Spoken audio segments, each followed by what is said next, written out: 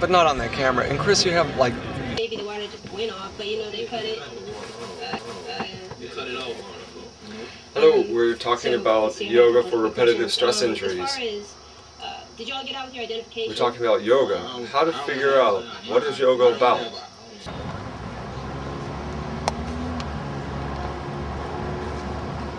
Where's the...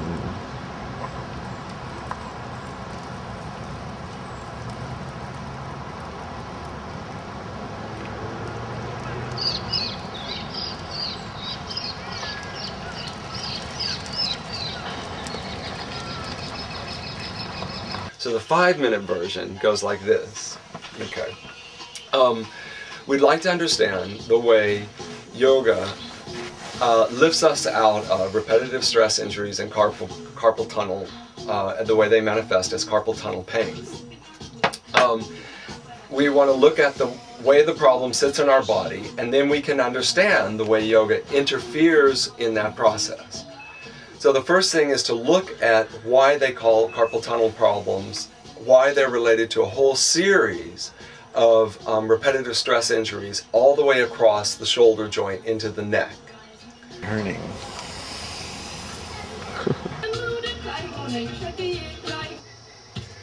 Yogas Chitta Vritti Nirodha. From the Sanskrit. Yoga is about the cessation of the mind's fluctuations.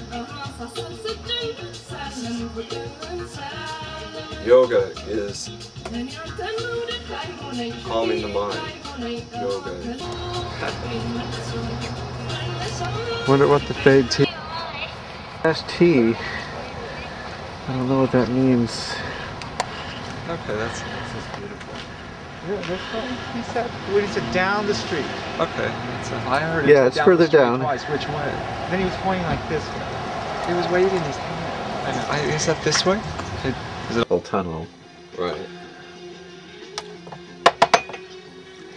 Okay, so the big task of this little video is to say something simple in 5 minutes. And the simple will reflect the complexity of the way yoga interferes with how carpal tunnel sits into our, well, I would say habitus, to use the easiest words.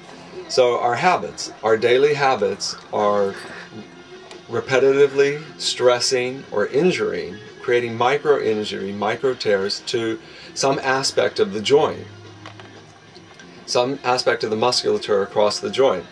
So first of all, it's important, if we understand a little bit of anatomy, we get to understand how the problem sits physically in our body.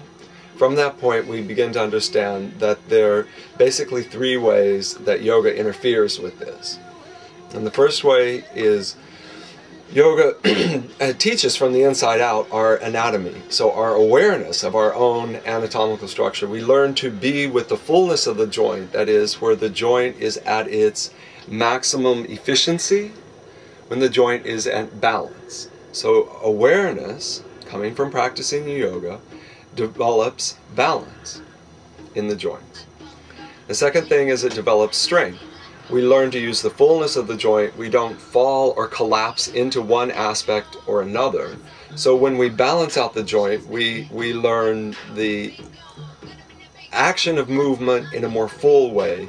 We learn how to strengthen the places we tend to collapse into, and we stretch out of the places we overwork. Okay?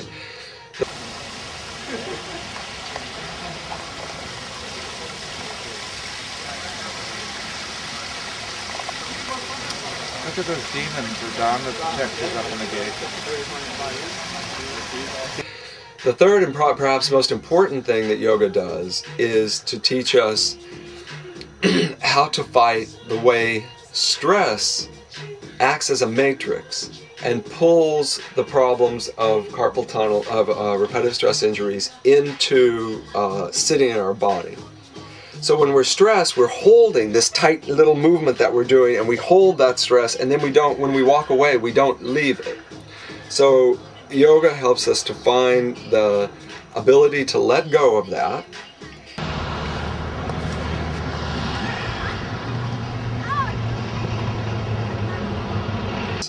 the parasympathetic system switches from the stress which prioritizes fight or flight mechanisms, making quick decisions, jumping into action. And it deprioritizes things like digestion, sex drive, and the rest and repair and toxic elimination functions of the body. So, talking about yoga, how to understand a thousands of year old tradition. We are able to take bits and pieces of it for our own uses, our own needs in the modern world. Yoga's Chitta Vritti Nirodha. Yoga is about the cessation of the mind's fluctuations of the consciousness. Not the mind, often in the West that's viewed as separate from the body, but the consciousness, the body and the awareness and the breath all together.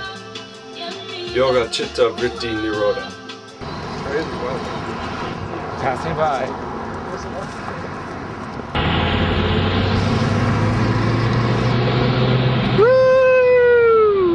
Yeah, I mean, it is important to kind of stand up and say, well, we can muster all this effort and Halliburton and stuff and generate all these profits and shift all these great financial resources of the state, focus and power.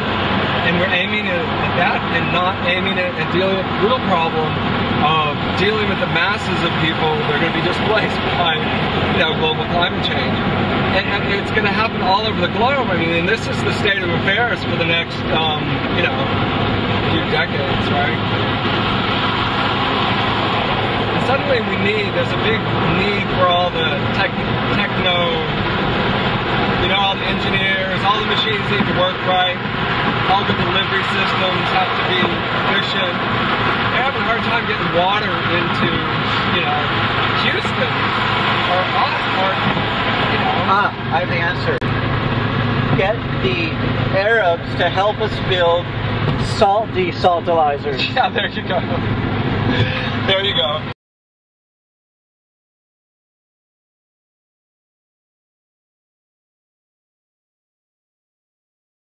Carpool. Okay.